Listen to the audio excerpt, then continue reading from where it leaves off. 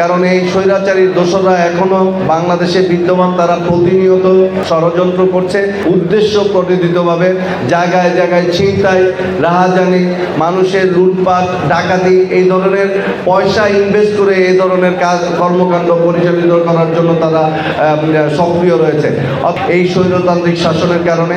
এবং আমরা লক্ষ্য করছি যে নতুনভাবে এই স্বৈরাচার উৎখাত হওয়ার পরে যেই ধরনের রাষ্ট্রীয় ব্যবস্থা আমাদের কাছে কাম্য ছিল, বর্তমানের যে ইন্টেরিয়র গভর্নমেন্ট অন্তর্বর্তীকালীন সরকার সেটা চেষ্টা করে যাচ্ছে। এবং আমরা জাতীয়তাবাদী দল সহ অন্যান্য রাজনৈতিক দল তাদেরকে সহযোগিতা করার চেষ্টা করছি যে বাংলাদেশকে একটি আধুনিক আত্মমর্যাদাশীল গণতান্ত্রিক রাষ্ট্র হিসেবে পৃথিবীর বুকে নতুন করে স্থান করে দেওয়ার জন্য।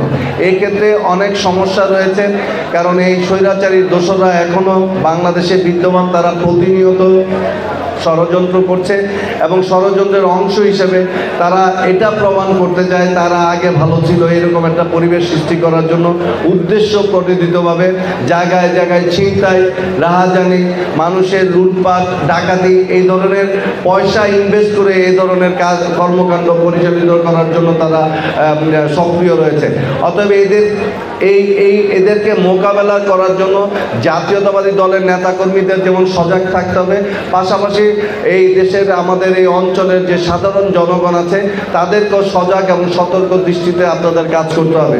মনে রাখতে হবে জাতীয়তাবাদী দলের প্রত্যেকটি নেতাকর্মীর উদ্দেশ্যই হলো যে বাংলাদেশের মানুষের আশা আকাঙ্ক্ষার প্রতিফলন ঘটানো। অতএব বাংলাদেশের সাধারণ মানুষ কোনো অবস্থাতেই যাতে কোনো জায়গায় কোনো বৈষম্যের শিকার না হয়, কোনো নিরাপত্তাহীনতায় যাতে না ভোগে, এই জন্য সদা সর্বদা আপনাদেরকে সেই দৃষ্টিটা রাখতে হবে যারা জাতীয়তাবাদী দলের নেতাকর্মী রয়েছেন, এবং আমাদের নেতারও সেটা নির্দেশ।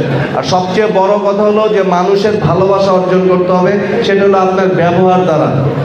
আপনি জাতীয়তাবাদী দলের যারা কর্মী আছেন তারা নিজ দলের সাথে ঐক্যবদ্ধ থেকে সাধারণ মানুষের ভাগ্য উন্নয়নে, তাদের দুঃখ দুর্দশা লাঘবের জন্য সবসময় নিজেরা সচেষ্ট থাকিবেন। এবং সেটা করতে গিয়ে আপনি ভালো কাজ করতে গিয়ে যদি আপনার আচরণ খারাপ হয়, আপনি যদি মানুষকে ধমক দেন বা বল প্রয়োগ করেন, সেটা কখনোই কাম্য না। এবং জাতীয়তাবাদী দলের কর্মী হিসেবে আপনার সেই খাতায় আর নাম থাকবে না, এটা নিশ্চিতভাবে বলা যায়। মানুষকে ভালোবেসে, মানুষকে সম্মান করে সম্মান আদায় করতে হবে। মানুষের যে চাহিদা সেই চাহিদাটা পূরণ করার জন্য নিঃস্বার্থভাবে কাজ করার মানসিকতা লালন করতে হবে।